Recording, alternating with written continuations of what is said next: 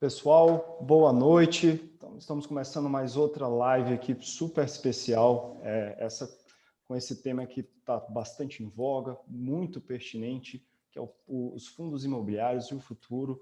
E eu tenho um prazer de estar aqui hoje com o professor Baroni, o maior especialista em fundos imobiliários hoje no país, para bater esse papo super especial conosco. Lembrando que essa live ela vai ficar gravada, então se acomodem. E, pessoal, esse evento ele foi feito para vocês, né, para os clientes. Então, se tiverem qualquer pergunta, podem fazer no chat. Usem também o perguntas e respostas aqui do Zoom. Vocês estão em casa. A gente vai começar aqui mais uma live, né? E antes de mais nada, eu queria também dar os parabéns a toda a equipe da Blue3. É mais um ano que a gente vai para o G20 e mais um ano que a gente é indicado para concorrer entre o melhor escritório da rede, da XP. Isso chancela muito a qualidade que a gente tem aqui. Então, se acomodem, a live hoje vai ser bem especial. Não deixem de nos acompanhar nas redes sociais para mais conteúdos como esse, né, educação financeira, que é algo super importante. Bom, hoje eu estou aqui com o professor Baroni. Eu vou já pedir para ele se apresentar, né, falar um pouco da trajetória dele, do que ele vem acompanhando de fundo imobiliário há bastante tempo, para a gente não perder mais minutos e partir para esse assunto que é fantástico. Professor, se apresente para nós, por favor. Obrigado, pessoal. Obrigado, Blue Trade. É um prazer estar aqui com vocês.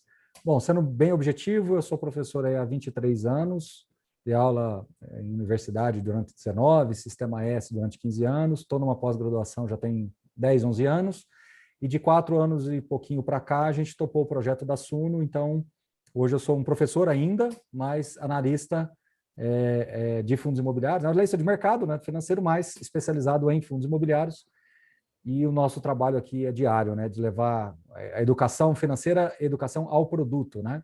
Então, essa é a nossa grande missão. A Suno hoje é uma empresa que cresceu bastante também nesse tempo. Me lembro, quando a gente começou o projeto lá, éramos 3, 4, 5 pessoas. Hoje somos 230 pessoas já trabalhando no time.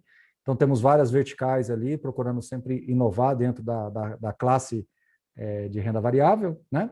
Claro, nossa ideia é sempre levar conteúdo, seja renda variável, renda fixa, seja lá o que for, mas nosso foco maior é carteiras previdenciárias, foco em longo prazo, né? Então, inevitavelmente, a renda variável se torna mais importante. E é isso. Então, em linhas gerais, é isso. Tenho bastante experiência aí com essa relação, né, essa interação com as pessoas, então a gente está disponível aqui para tirar todas as dúvidas de vocês. Perfeito, professor. Então, pessoal, vamos aproveitar. Não deixem também de responder nossa pesquisa de satisfação. Isso é muito importante aqui para o nosso crescimento, para trazer mais conteúdo desses de qualidade. E não deixem também de fazer perguntas. Aproveitem essa belíssima oportunidade. Professor, a gente está aqui numa live para falar, né, sobre o futuro dos fundos imobiliários, toda essa discussão, e o senhor tem uma grande experiência, né, já tem uma bagagem muito grande nesse mercado. Acho que antes de falar o futuro, qual a avaliação, o que o senhor vê desse crescimento que a gente teve? Quantos cotistas de fundo imobiliário praticamente tinha quando o senhor entrou e quantos tem hoje? Qual que é a avaliação que o senhor faz desse crescimento aí nesses anos? Bom, em termos de cotista, eu não tenho a resposta exata, mas era uma coisa entre 40 e 50 mil investidores, e hoje nós somos 1 milhão e quase 1 milhão e 400, né? Agora, falando um pouquinho da indústria de fundos imobiliários, ela começou lá atrás, né, há 27, 28 anos atrás, onde os fundos imobiliários eles carregavam praticamente o nome do prédio, eram monoativos, monoinquilinos, né? Então tinha normalmente o nome do prédio, o nome do locatário junto, era uma coisa mais ou menos assim.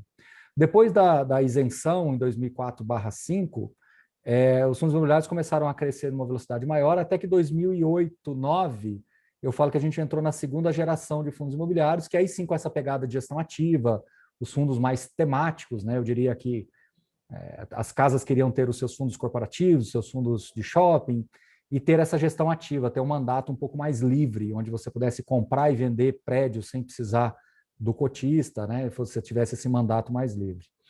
Essa geração ela veio até 2016, 2017, onde eu falo que a terceira geração, que é a que nós estamos hoje, é uma geração em que os gestores eles estão mais aparelhados, né? Eles eram muito financeiros, eles eram muito de planilha, e agora eles estão mais dentro do mercado imobiliário, tendo um DNA mais imobiliário. Então, de 2016 e 2017 para cá, essa terceira geração eu tenho gestão ativa e eu tenho gente que sabe comprar e vender imóvel. Então, isso mudou um pouco o perfil. E então, nesses últimos 3, 4 anos, a gente vê nitidamente mais aparelhamento na indústria. Falando um pouquinho de futuro bem rápido, eu diria que nós estamos caminhando agora para a eficiência. Os gestores têm que ser mais eficientes, eles têm que conseguir entregar mais resultado. Então, a gestão ativa tem que entregar resultado, a relação de receita e despesa tem que ficar mais eficiente, os gestores que quiserem crescer vão ter que ter missões com custos mais eficientes.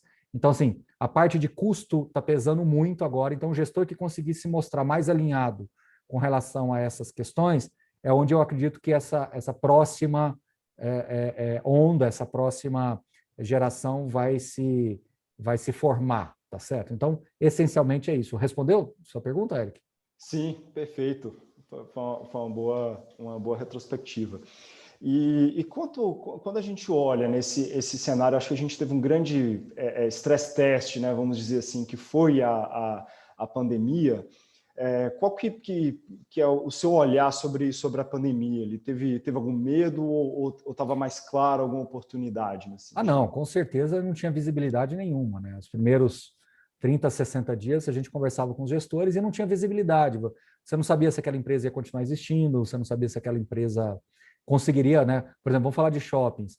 Você conversava com os gestores de shoppings e falava, Baroni, as empresas têm 20 dias de fluxo de caixa, ou seja, daqui 20 dias essas empresas quebraram, né? Vacância vai a 40%, entendeu? E não foi o que aconteceu. Então, claro que naqueles primeiros 30 dias era muita dúvida.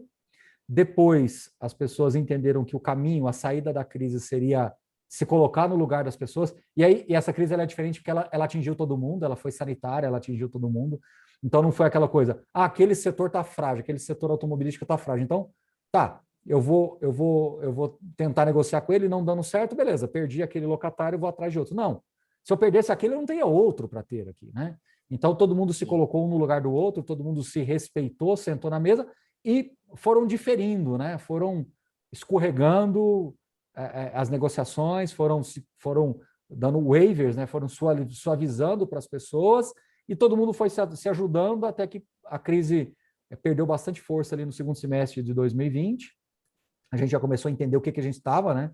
O que era esse vírus, o que isso impactaria de fato, o que poderia esperar disso. Se você olhar os fechamentos dos números no final de 2020, eles foram bem melhores, os fundos imobiliários se recuperaram muito.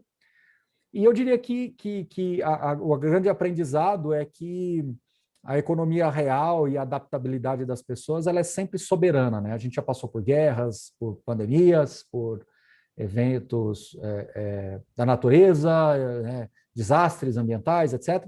Então, o ser humano ele se adapta, né? A economia real é essa adaptabilidade. No curto prazo, sim, teve ruído, teve muito incômodo, só que nós tínhamos uma coisa que fez toda a diferença, nós tínhamos juros a 2%. Perfeito. Então, entre deixar um CDB rendendo zero nada por ano e deixa eu ver como é que funciona esse negócio de fundo imobiliário, o pessoal veio e gostou, né? Então, eu acho que essa foi a grande diferença. Se a gente tivesse mergulhado nessa crise com juro a 14, a 15, como estávamos lá em 2016, talvez eu estaria te respondendo diferente. Perfeito. E lembrando que quando a gente considera a inflação, né, professor, do ano passado, nosso juro foi negativo, né, para o ano passado. Então, com certeza, aquele CDB rendendo zero nada estava, na verdade, perdendo para a inflação. Né? E você até colocando aí o ponto da inflação, né, o Eduardo fez uma pergunta aqui, eu sendo bem rápido para explicar para ele. Toda vez que você tenta analisar fundo imobiliário no curto prazo, você vai ter uma informação deturpada com relação à inflação. Tá? O que eu comecei a fazer nos relatórios da Suno é colocar gráficos comparando cota mais rendimento, IPCA mais 6 e 100% do CDI, para mostrar para as pessoas que fundo imobiliário é um produto fantástico. Eu não estou aqui porque eu gosto e tal. Quem tiver oportunidades e quem tiver ferramentas um pouco mais profissionais, façam esse teste, brinquem aí de pegar um fundo que tem 10 anos de vida, 7 anos de vida, porque o problema que o Eduardo está me perguntando é que, assim, o custo da construção disparou. Isso não vai aparecer no valor patrimonial agora. Por quê? Porque o custo de construção disparou, você vai ter que esperar os imóveis ficarem mais escassos, Você vai ter que esperar o pessoal começar a construir um imóvel novo, ver que está mais caro. Quando o imóvel estiver mais caro, a economia melhorando, aí você vai impactar isso no aluguel, aí o contrato de aluguel vai aumentar de X para X mais 20%, 30%, e aí isso vai para um patrimonial, e etc, etc. Então, assim, se você não tiver olho para longo prazo, eu conversei com pelo menos uns 3, 4 agentes autônomos só ontem. Só ontem. E a bronca que eu estou dando neles é o mesmo. O problema é que o produto foi vendido de maneira errada para muita gente. E aí, quando você vende de maneira errada, fundo imobiliário está caindo em 60 dias, o que eu faço? Cara, se você entrou no fundo imobiliário olhando para 60 dias, realmente tem problema. E aí, se você não olhar a longo prazo, e aí a melhor métrica é você olhar lá como é que era fundo imobiliário há 10 anos atrás, como é que tudo isso aconteceu num ciclo inteiro, você vai perceber que com um monte de problema que nós tivemos, juro a 14, impeachment, né, problema lá, Joesley Day, inflação explodindo mais, a IPCA chegou a ser mais de 10% numa determinada época, foi quase 11%. E aí, se você olhar que tudo isso, o fundo imobiliário sobreviveu e ainda entregou muito resultado acima do IPCA mais 6, poxa, não é um produto, só que você tem que colocar na cabeça das pessoas que essa inflação, isso tudo que a gente vê, ele tem uma latência para chegar no teu bolso. Só que se você estiver montando uma carteira de fundo imobiliário para o teu cliente ou para você, com esse viés de curto prazo, vai ser uma confusão na cabeça sua e dele. Você vai fazer o fechamento da carteira no final do mês e essa conta não vai fechar. E ele vai começar a te atazanar por que a minha BDR subiu, por que a minha IBOV subiu, por que meu FII não subiu. Entendeu? Você vai ter que mostrar para ele que, pô, o BDR subiu para caramba porque o dólar disparou. Você vai ter que contextualizar para ele. Falar, cara, o teu fundo imobiliário é um hard asset, é um ativo que está te protegendo o patrimônio e está te gerando renda todo mês para você comprar mais cotas. Siga o seu plano, foque no percentual que você está se propondo a ter em fundo imobiliário e siga seu plano. Se é 20% em fundo imobiliário, mantenha o foco nisso, porque é um ativo previdenciário, entendeu? Então, assim, não queiram respostas de curto prazo. Excelente mensagem, professor. Pessoal, lembrando que qualquer dúvida, podem mandar aqui no chat. Se quiser mandar alguma dúvida também pelo perguntas e respostas, podem mandar, a gente tá de olho aqui, e o formato aqui é bate-papo também, o principal é responder essas dúvidas. Professor, puxando um gancho nesse sentido da inflação, né, que como responsável por fundo imobiliário aqui na Blue 3, o que mais de pergunta eu recebo é: Eric, a Selic vai subir, esse negócio aqui vai necessariamente cair. Como, professor, que a gente vai enxergar agora com esse aumento da Selic, como que eu olho para esses fundos imobiliários, o que o investidor tem que se atentar em relação a isso? Vou te responder duas coisas. A primeira delas é que quem olha para a Selic está olhando errado. É como se você tivesse olhando para o freio de mão com a gasolina acabando, sabe? Você está olhando para o indicador errado. O indicador de temperatura, a gasolina está acabando, você está olhando para o indicador de temperatura. Então, assim, você está se guiando errado. Esse é o primeiro ponto. Fundo imobiliário, historicamente, isso desde Adão e Eva, o fundo imobiliário ele é precificado, não só aqui no Brasil, mas no cosmos, ele é precificado por títulos públicos ou títulos livres de risco voltados para a inflação. A inflação é o que norteia um ativo imobiliário. Esse é o primeiro ponto. Então, se você quiser precificar fundo imobiliário, abre a tua tabela aí de Tesouro Direto, não precisa se esforçar tanto para isso. E aí você pega um desses títulos aí, que paga aí IPCA mais 3,80, IPCA mais 4, 4,17, 4,22, estou até abrindo aqui agora. Como você não sabe exatamente qual é o melhor, o mais usado aí são esses de 2035, que está hoje 4,17, vai. Você pode ter certeza absoluta que a média do fundo imobiliário vai ser de 2 a 3 pontos percentuais acima disso, historicamente falando. Então, se você olhar o yield do IFIX, pegar todos os fundos ali, fazer um yield de IFIX, ele vai dar entre 6,2 e 7,2. Né? Se hoje você tem um IPCA mais 4,2, você vai ter um yield de 6,2. O que me preocuparia? Se eu olhar o juro futuro e ele começar a subir, e esses IPCA mais 4 voltar para IPCA mais 6. Aí, o fundo imobiliário cai forte. Se você ficar comportado em 4, isso já está contratado, e você ficar comportado em 4 e sair essas reformas, o Brasil voltar a melhorar, voltar a ter essa expectativa, igual a gente finalizou 2019, com recuperação. Eu gostaria tanto de finalizar 2021 com esse sentimento de 2019, né? Que as coisas vão melhorar, vamos voltar a gerar emprego. Não precisa nem acontecer, mas só o sentimento já vai ser muito bom. e essa pandemia ter nos congelado 2 anos no tempo, é a conta que a gente está pagando, eu acho que fundo imobiliário está muito barato. Esse aí IPCA mais 4 tem tudo para voltar para 3 e pouco. Ah, mas é só um ponto percentual. Faz em termos percentuais, é 25%. 25%. O fundo imobiliário anda rapidinho 25%, com absoluta certeza se isso acontecer. Tá? Então, você está olhando para o lado errado. Ponto. Fim da história. Agora, vou te provocar, Eric. E eu tenho certeza que as quase 100 pessoas, quase não, né? 100 pessoas que estão nos acompanhando aqui, elas vão pensar sobre isso. Eu não vou responder, eu só vou pensar. Só vou te provocar. Perfeito. Você acha que nesse exato momento tem um cara aí no prédio que você mora, querendo louco para vender um apartamento que a Selic vai subir? Não tem. Então, próxima pergunta. Perfeito, professor.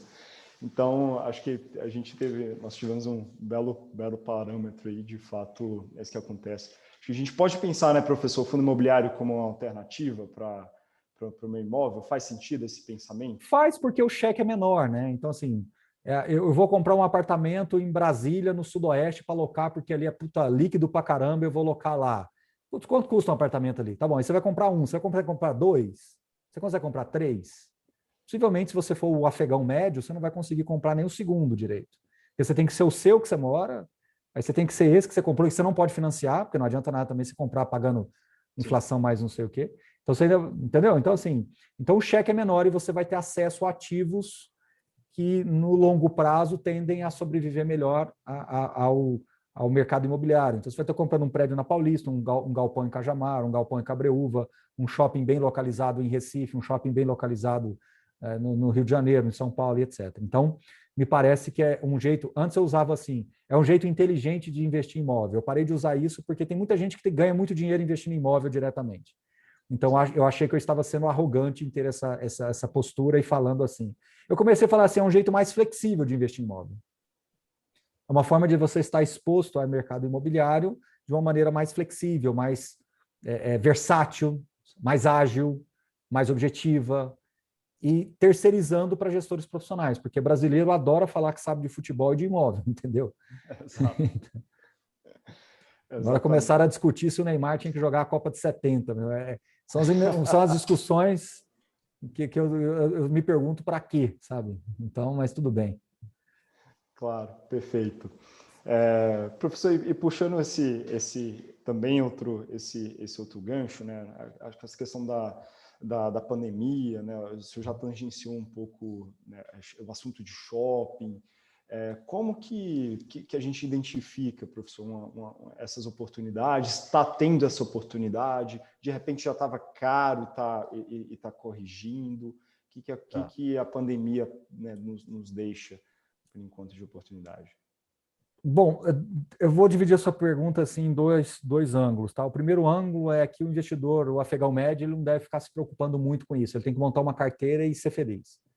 E revisar essa carteira 1 ou 2 vezes por ano. Eu defendo fortemente essa opinião. Porque quem está investindo é médico, é advogado, é dentista, é o professor, a dona de casa, sabe? Ela tem as atividades dela, tá bom? Agora, para quem é mais profissional e lida com isso, aí entra o trabalho nosso de tentar estruturar isso daí, mapear o mercado e acompanhar, e aí sim só tem uma resposta, é respirar fundo imobiliário. Eu estava numa live agora há pouco, antes de começar aqui, com um grupo aí de candidatos a um Suno Challenge que a gente criou. Enquanto eu falava com eles, eu respondia tudo aí, de repente eles pegavam e faziam uma pergunta lá, né? E enquanto eles estavam fazendo a pergunta, eu estava no plantão da B3, que eu tenho 2 monitores aqui. Inclusive com você eu estou agora, só que agora já começa a ficar mais frio aí o plantão. Enquanto eles terminavam, eu falava, ó, pessoal, acabou de sair mais uma coisa aqui. Então, assim, eu falo que se você não respirar o mercado, você dificilmente vai ter essa sensibilidade. Deixa eu falar uma coisa para você aqui, o Eric. Mania de professor é fazer comparações, né? As analogias parecem meio loucas no começo, mas acredite, a analogia de professor normalmente é boa, tá? Como é que... tem um setor aqui em Goiânia chamado setor aeroporto. Se tiver alguém aqui de Goiânia, pode até confirmar. Onde você tem uma quantidade muito grande de concessionárias e principalmente o que a gente chama de garageiro, que é aquele cara que vende o carro usado, compra e vende o carro usado, né? Isso. Você vai estacionando na porta desse cara, esse cara já sabe se o seu carro foi batido ou não, se é de leilão ou não, de que ano que é, se você voltou ou não a quilometragem e o preço que ele está disposto a pagar. Só de você estacionar. Como é que esse cara sabe fazer isso? Porque ele respira carro usado 24 horas por dia. Então eu falo que quem quer aprender a enxergar oportunidades e diferenciar a oportunidade A da B, você tem que respirar 24 horas por dia. E agora entra uma coisa que eu não estou aqui fazendo propaganda de mim mesmo ou da Suno, seja lá o que for. Acho que aqui todo mundo é maduro o suficiente de entender que eu não tomaria esse propósito. Mas a nossa carteira recomendada, assim, ela tem um histórico muito bom, porque, primeiro, a gente girou pouco. A gente faz revisões semestrais de uma maneira muito gradual. Primeiro apoio, não tem a carteira da semana e seja lá o que for. Primeiro ponto. Segundo ponto, eu fui muito fundamentalista, eu olhei muito no olho do gestor, eu entendi muito bem a tese de cada um, etc. Então, isso fez com que a nossa carteira tivesse um retorno assim muito forte quando comparamos com o IFIX e como quando comparamos com outros FOFs, que em tese tem uma gestão mais ativa, é mais ágil, etc. e tal. Então, isso serve para mostrar que ter essa visão mais consolidada para fundo imobiliário funciona. E aí entra uma coisa que a gente gosta de falar. É difícil ser isso em fundo imobiliário, porque o fundo imobiliário ele é muito correlacionado. Você achar um gestor muito bom em ações, não estou fazendo propaganda, eu não conheço, não tenho, tá? Mas, o cara lá, como é que chama? O Breda, do Alaska Black. Pô, o cara acertou na mosca lá, como é que chama? Magazine Luiza, não sei mais o quê. Isso. Ele não vai achar outra Magazine Luiza tão fácil ou vai demorar um pouco para achar. Mas, entre aspas, é mais fácil você acertar na veia em alguma coisa e você ganhar muito destaque em ações. Da mesma forma que é muito fácil você encontrar um fundo de ações que entregou 45% no ano e tem outro que entregou menos 30%. Porque em ações você vai ter muita... A dispersão é muito grande. Então, se você conseguir acertar bem naquele ano, por isso que a gente sempre fala que o gestor de ações é difícil, porque ele foi muito bom em 2021, certamente ele não vai ser muito bom em 2022, entendeu? É quase que certo. Por isso que o Warren Buffett falou que quem compra um ETF vai se dar muito melhor do que o cara do fundo, né? Agora, em fundo imobiliário, isso é muito mais difícil, porque a dispersão é menor. Você pega, todo mundo está junto, você vê o comportamento dos fundos de laje, eles andam juntos. Do Ludo Logística, eles andam... Então, para você ser bom aqui nesse mercado, você tem que ser bom mesmo. Entendeu?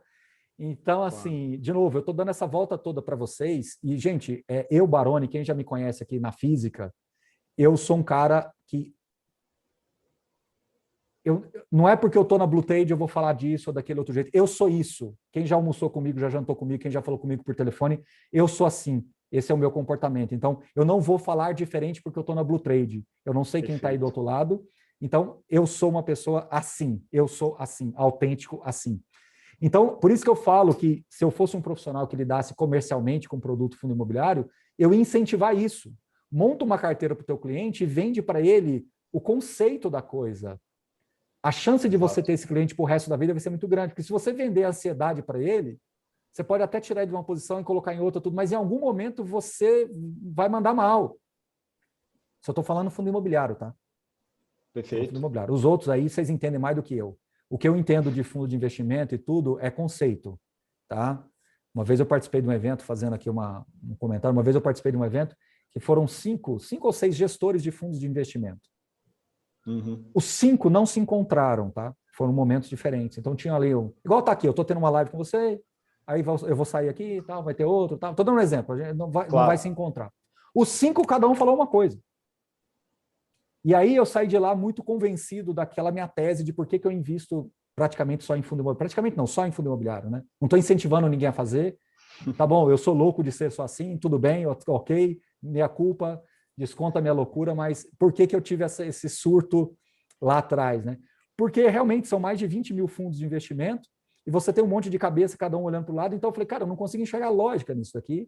E aí eu me perdi, porque cada hora que eu conversava com um gestor tentando entender onde ele ia colocar cada um estava falando uma coisa. E aí depois, vários anos depois, eu participando desse evento, que foi recentemente, como convidado ali, eu tive essa surpresa de lembrar da minha época lá, que cada um tinha uma tese, né? E por isso que você tem 20 mil fundos e são 20 mil fundos mesmo, eu não estou chutando esse número. No imobiliário, eu acho tudo mais palatável, mais tangível. A precificação ela é mais tangível. um laudo de avaliação ela é mais palatável. A cabeça dos gestores tendem a ter uma certa... Tem divergências, mas tem muita convergência. Então, eu sinto que tem mais racionalidade na minha interpretação. Isso é perfil do Baroni, tá? Isso é perfil do Baroni. Isso aqui não é o certo, é o perfil do Baroni e é a maneira como eu... Por isso que eu sou um analista de fundos imobiliários. O meu DNA é para isso. Tá? Então, se você que está aí do outro lado quiser ter 20% em fundo imobiliário, mas dentro dessa cabeça que eu estou falando, beleza, vai ser feliz. Eu não estou incentivando e nunca encorajei ninguém a ter 100% e focar em fundo imobiliário. Nunca. Mas se você destinar para o seu cliente e para você os 20%, tenta ir por essa cabeça que eu estou te falando, que tende a funcionar melhor, pelo menos a história já nos mostrou, que é menos giro, mais conceito, mais diversificação internamente entre classes e está próximo de gestor que você tem uma certa simetria racional com ele. Menos como é que eu vou dizer para vocês? O gestor de fundos de investimento, às vezes, é meio sexy falar algumas coisas, é meio... como é que eu vou dizer? Eu estou tentando achar uma palavra menos agressiva do que sexy, mas eu acho que eu não achei aqui. Paciência, né? Não achei. Mas... Fala palavras bonitas ali. Menos... sabe... Bom, não achei uma palavra melhor. E no fundo imobiliário as coisas parecem que funcionam de maneira mais pragmática, mais objetiva, entendeu? Pode até ser que você encontre gestores que têm essa visão mais pragmática e que funciona melhor. Talvez o Stuberg seja um desses, entendeu? Talvez sim. Não entendo, mas talvez sim. Uma visão mais clara ali de premissa de longo prazo, etc. De repente. Mas, infelizmente, o mercado nos cobra para ser muito agressivo nos movimentos. E em fundo imobiliário isso não combina muito, tá? Perfeito. Acho que eu me alonguei demais na resposta, mas enfim. Não, que isso. Estamos com boas perguntas, inclusive de amigos nossos em Goiânia, né? O Massal aqui perguntando. Antes do Massal, eu queria puxar só um pouquinho. O Lázaro mandou uma pergunta interessante aqui para nós, né? Que ele fala, né? Eu não tenho como respirar fundos imobiliários. O fundo, né, o XFIX, né, ele é uma boa alternativa? Né? O que essa pessoa que não respira fundo imobiliário faz? Boa pergunta. Como eu falei, gente, eu estou aqui no escritório da XP, mas eu vou falar a minha opinião, tá? Eu acho que a ideia do produto é muito legal, ponto. Só que esse produto não dialoga com a pessoa física média, porque quem investe em fundo imobiliário quer rendimento mensal. E como o XFIX ele é um ETF, ele não pode, por legislação e por questões tributárias, distribuir dividendo. Então, é um produto meio natimorto, assim, é um produto que você tem uma ideia, uma proposta muito legal, poderia funcionar muito bem para um institucional que quer estar exposto a imobiliário como uma fonte de diversificação, assim, o cara quer ter 3% de imobiliário no Brasil, putz, de repente pode funcionar bem, mas para o brasileiro médio que quer ter a rendinha dele pingando ali, sinceramente, eu tenho minhas dúvidas se isso funciona. De novo, estou sendo sincero, estou no escritório da XP, mas eu vim aqui para ser sincero e dar a minha opinião. Isso até mostra a independência nossa, tá, gente? Claro. A Suno chegou até aqui sendo independente. Vários escritórios, a gente faz palestra, agora está em pandemia, mas várias vezes eu já tive em escritórios presencialmente fazendo, e eu até brinco, eu falo, cara, vocês são loucos de me chamar, mas eles adoram, porque eu estou tendo uma opinião de coração aqui, entendeu? Eu faço calls com outros gestores que têm clientes private e tudo, e quer ter uma opinião sincera. Às vezes o cara é cliente private de um banco, e eu estou lá falando do fundo do banco, e eu falo ponto positivo e negativo e aquilo que eu acho. Então, sinceramente, respondendo, o XFIX, a ideia é muito bacana para esse tipo de call, mas para o investidor pessoa física médio, ele quer ter a renda mensal e ele não enxerga essa renda, porque ela volta para dentro do fundo, então ele não materializa isso. Perfeito, professor. E assim, eu quero reforçar também a mensagem, né, professor, que o senhor está realmente, acho que, apesar do escritório da XP, a gente preza pelo cotista. Eu gosto muito das suas colocações em custos. Eu aqui, como uma pessoa responsável por isso, a gente briga também internamente, né, porque, afinal de contas, eu também sou cotista em fundo imobiliário, então eu tenho essa preocupação. Indo aqui para a nossa pergunta, né, do Massal, um abração aqui, um grande amigo de Goiânia. Ele pergunta, primeiro eu queria dizer, Massal, que essa live vai ficar gravada, tá? O senhor vai ter acesso o doutor vai ter acesso a essa gravação. Ele pergunta sobre o RBRF, né, um pouquinho sobre isso. Ele admira a gestora, gosta da estrutura de FOF para a pessoa física, né, ele terceiriza nessa gestão e aparentemente está barato. Então, queria saber essa questão dessa expectativa, né, se a gente pode esperar esses 300 bases acima da NTNB, que é esse título atrelado à inflação. Tá, como ele é um FOF, você não precifica muito com esse jeitão de NTNB, tá? O NTNB ele comunica melhor com os fundos de tijolos, tá? Esse é o primeiro ponto. Quando a gente fala de RBRF, primeiro, gestora, o Almendra, o time que libera o Almendra, apesar de quem faz a gestão do fundo é um cara chamado Bruno Nardo, assim, gestão que eu digo assim, quem é o portfólio manager é o Bruno Nardo, mas o gestor do fundo que faz parte do comitê principal é o Ricardo Almendra. São pessoas de um gabarito altíssimo, são pessoas assim incríveis, de uma capacidade de leitura de mercado incrível. Ponto. Tá? Então, realmente, o seu dinheiro está na mão de pessoas seríssimas e altamente capazes. Tá? Agora, o RBRF tem um outro ponto muito positivo, que ele virou um pouquinho o mandato dele para ser um fundo mais multi-estratégia. Então, eu até vou brincar, ele não é nem um FOF, ele é quase que um multimercado de FOF, vai. Ele brinca um pouquinho com o desenvolvimento, ele mistura com CRI, então ele é mais multi-estratégia. Adoro essa pegada dele. Fantástica. Ponto. Agora, é FOF, cara. No final do dia, ele é um FOF. Patrimonial vai arrebentar, já está em 88, 89, marcação a mercado para baixo, ele tem algumas exposições que pode ser marcada para baixo, então o valor patrimonial vai caindo, o mercado vai pressionando, a gente não sabe até onde vai esse negócio de tributação, inclusive amanhã vai ter uma comunicação aí do Paulo Guedes, né, sobre esse desdobramento de como é que vai para o mercado de capitais a tributação. Então, se vier alguma dor de barriga aí, FOF sofre muito. Por quê? Porque de onde vem o dinheiro do RBRF? Ele vem da renda dos fundos que ele tem ali dentro e do ganho de capital. Eu posso estar não acertando na vírgula aqui, mas hoje a RBRF, entre 30% e 40% do resultado dele é ganho de capital. Se ele dá um guidance de 60, 80 centavos aí, eu posso assumir que na média vai ficar mais perto de 60, tendo ainda que contar com algum ganho de capital, que num cenário mais extremo, o ganho de capital fica muito amassado, porque um fundo de fundos, quando ele realiza prejuízo, ele arrebenta com o resultado dele. Então, ele acaba não girando a carteira. Então, eu falo que o fundo de fundos ele é sempre difícil, porque quando o mercado cai, ele não pode girar, porque ele não tem dinheiro para comprar, porque está barato, mas ele não pode vender, mas ele vai comprar com qual liquidez? Porque normalmente ele não está líquido, né? Só quem acabou de fazer uma emissão ali e tal, mas via de regra, você está basicamente todo alocado, né? E aí você fica nessa encruzilhada, né? Quando o mercado está muito para cima, beleza, você bomba, vira ganho de capital, vende e tal. Só que você tem que comprar de novo, aí você compra caro também. Então eu falo que a vida de um gestor de FOF não é fácil. Por isso que eu falo que entregar alfa, como o próprio nome diz, né, o RBR alfa, multi-estratégia, entregar alfa não é fácil. Então, resumo da ópera, para concluir a resposta para o nosso amigo Marçal, você está na mão de um médico cirurgião, neurocirurgião, altamente capacitado, só que o seu caso é difícil. Você está com um aneurisma complicado aí, então é mais ou menos o caso. Você está na mão de caras muito bons, só que a situação não é fácil, entendeu? Perfeito. Esse exemplo vai ser bom, Marçal, com certeza vai entender. E até o senhor comentou sobre emissão, e o Francisco fez uma pergunta que é excelente, né? Olhando a quantidade de emissões neste ano, até parece que a economia está a 1000. Né? Como explicar tantas emissões? E até tem a ver, professor, economia, emissão? Não, até que não tanto. Acho que aí sim tem a ver com essa precificação de juros, né? A janela fica mais difícil quando amassa demais o juro, aí fica mais difícil. Mas eu vou dizer muito simples, vocês que estão aí do outro lado entendem disso melhor do que eu. Eu tenho aqui agora 100 mil reais.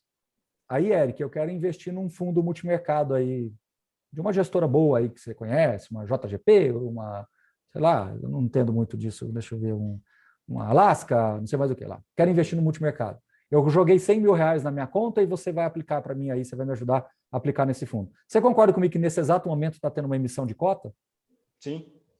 Porque é um fundo aberto. O problema é que o fundo imobiliário ficou com essa etiqueta de que emissão é ruim, etc, etc, etc. O problema é que para a gente crescer, para a gente ganhar escala, a gente precisa crescer fazendo emissão. Então, eu acho que hoje, o que as pessoas estão questionando é muito mais o custo e o formato da emissão do que a emissão em si, porque a emissão é muito bom. É o mercado equilibrando o ecossistema. Então, quando você vê que a captação, eu não tenho esse número aqui na vírgula, mas o pessoal aí vai ter. Quanto foi a captação da poupança? Quanto que fundo multimercado captou agora? Fundo de crédito privado captou bilhões aí nesses últimos meses, um monte de fundo fechando captação. Porque captou bilhões, o juro vai subir, o pessoal está com uns spreads bons ainda, então vai dar uns 140, 150 CDI, está todo mundo captando em fundo de crédito privado, é emissão acontecendo, meu caro Eric. Só que fundo imobiliário, não adianta eu mandar a TED, não cresce, é fundo fechado, para entrar o outro tem que sair. Agora, eu falo que essa dor de crescimento vai passar, e eu te digo quanto. Eu vou aposentar quando eu ver milhões de investidores no Brasil, e quando eu ver essas emissões sendo insignificantes. Por exemplo, vai ter uma emissão nova no Kinea, vai ter uma emissão nova no BC-Fund, vai ter uma emissão nova no HGLG. Vai dar 5% de direito de preferência, assim, sabe aquelas bobagenzinhas? Sim, sim. Quando isso acontecer, é quando eu vou aposentar. Então, eu queria aposentar vendo isso. As emissões serem insignificantes, porque mostra que o mercado se aparelhou, mostra que o mercado amadureceu, mostra que a nossa indústria está bem coberta, e essas emissões, assim, você não vai nem saber que a HGLG está fazendo emissão. Agora vira esse burburinho, esse nhen, e é caro, é barato, vai chegar uma hora que não vai ter mais essa pauta de discussão de custo de oferta, porque a oferta vai ficar dentro da base. O custo de distribuição é dentro da base. Por isso que você que está do outro lado, que é agente autônomo, não sei com quem que eu estou falando, acho que a maioria com muito ser. Cliente, a maioria é cliente. Maioria é cliente. Então, a maioria é cliente, cobre do seu agente autônomo.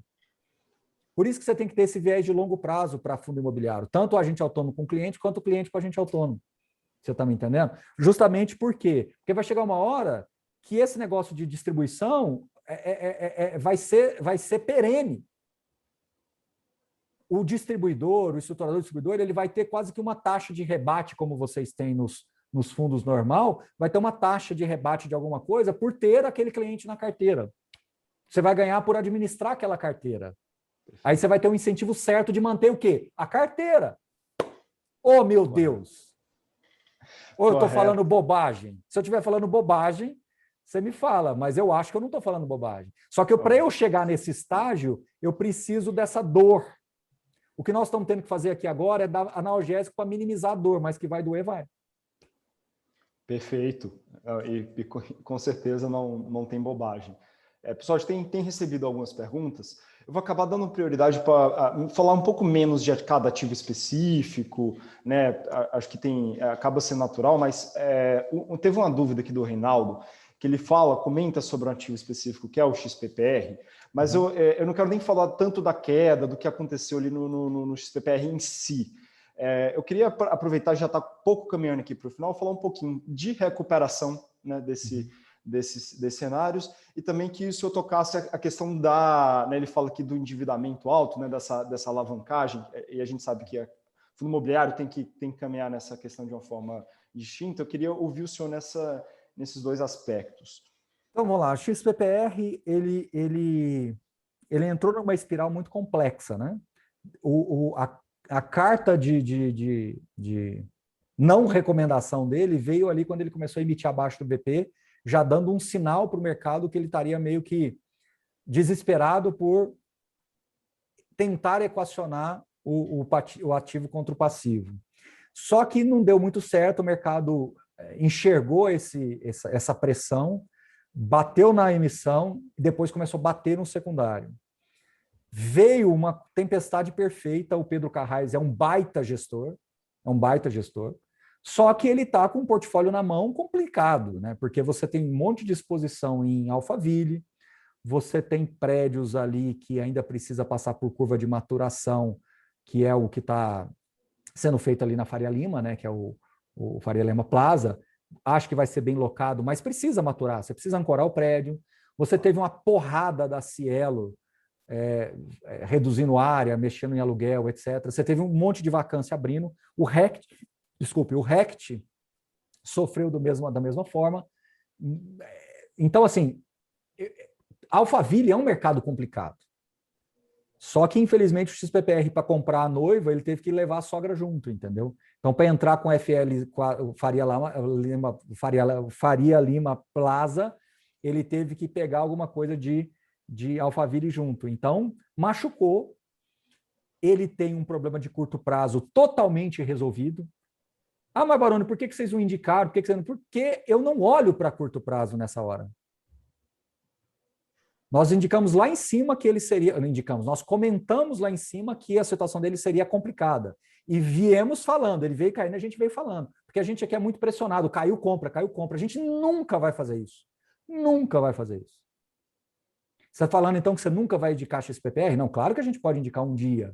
Quando eu olhar, ver o portfólio bem equilibrado, ver o passivo bem equilibrado. Porque o Pedro Carrais foi muito criativo em ter feito uma engenharia financeira, e a engenharia financeira não interprete como uma palavra ruim, um termo ruim, ele fez uma ponte para ele conseguir dar um carrego de curto prazo e conseguir empurrar mais esse passivo para que o fundo atravesse esse momento, para que consiga fazer as locações no Faria Lima Plaza, e vai fazer, porque aquela região do Largo do Batata pagaram um pouquinho caro na minha visão, mas é uma região muito demandada agora, um espetáculo, o prédio está ficando lindo, tal, etc. Tá, beleza. Só que você tem 45% de dívida ainda para resolver. Então, ele vai ter que contar com a boa sorte do mercado, para que o mercado volte a valorizar, para que quando chegar lá na frente, ele tenha que fazer uma nova emissão, sem machucar muito o patrimonial. Pela minha experiência de mercado, vai dar uma recuperada, mas depois o mercado hoje não é mais bobo. O mercado hoje ele tem uma certa experiência, ele tem uma visão ali. Então, a minha leitura é que ele sobe, recupera e depois fica em banho-maria, vendo como é que as coisas vão acontecer. Aí sim, vacância diminuir de novo. Vacância foi para 30%, quase 40% a vacância foi.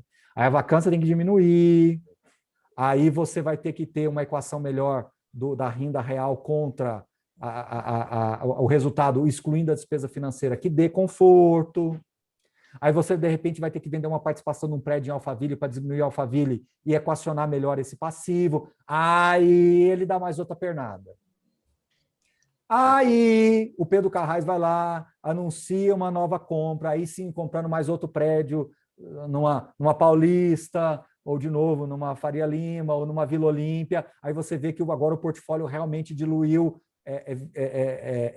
essa pressão aí de Alphaville. Aí você tem outra perna. É aí onde Baroni e Suno começaria a olhar. Você percebe a distância e por que a Suno é diferente, às vezes, de outras casas?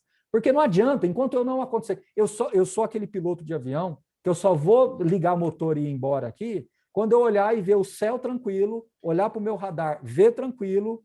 Se eu ver uma nuvenzinha ali no radar, eu tenho que ter muita certeza que eu tenho uma chance muito grande de atravessar essa nuvem e não ter nenhum tipo de problema. E eu tenho que olhar para os lados, ainda ver plano B, plano C, aí sim a gente decola. Perfeito. Então, veja, vai subir? Claro que possivelmente vai. O pessoal vai ver a renda indo para 55, 56, é claro que vai. Tá, e daí? Aí eu vou colocar o meu assinante ali, vou colocar ali, e depois, e aí? Aí eu não vou ter resposta, eu preciso ter essas leituras. Agora, Pedro Carrais, o gestor do fundo, é de um dos gestores mais transparentes que eu já conheci na minha vida. É um dos caras que eu mais tenho conversas francas. Então, Pedro Carrais é um dos gestores mais francos que eu conheço. Ele não vai ficar te enganando com nhen. O jogo é jogado, o lambari é pescado para ele e está dado, entendeu? Não vai ficar te enrolando. Eu adoro o Pedro Carrais por esse ângulo, entendeu? Agora ele tem um portfólio complicado na mão e ponto final. Perfeito, professor. Obrigado pela sinceridade na resposta, que é excelente. Professor, uma dúvida aqui. De novo, pessoal, tirem as dúvidas, que a gente puder responder aqui. Né? Infelizmente, nosso tempo é um pouco curto, a gente responde, senão a gente tenta responder por e-mail. Mas uma dúvida bem interessante aqui da Ana Marinho, que eu tô vendo aqui, é que ela pergunta qual a melhor estratégia. Se é investir todo mês os proventos, reinvestir, né, no caso, os proventos recebidos, ou guardar os valores e esperar para aportar nas subscrições? Boa pergunta, depende da época do mercado. Hoje o mercado está melhor no secundário do que na emissão, na maioria dos casos. Certo? Ponto.